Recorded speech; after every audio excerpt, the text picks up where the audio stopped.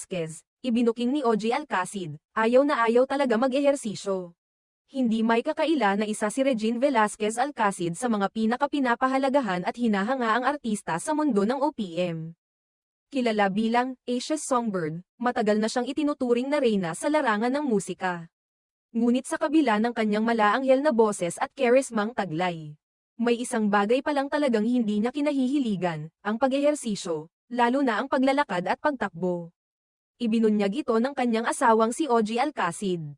Isa ring batikang singer-songwriter at kasalukuyang host sa It's Showtime. Sa isang episode ng The B-Side, isang talk show na pinangungunahan ni Bianca Gonzalez sa Cinema One. Masayang ikinwento ni OG ang totoong damdamin ng kanyang misis pagdating sa physical activities. Ayon kay OG, she hates it. She hates moving.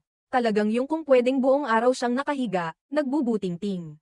Nanunood, that's what she calls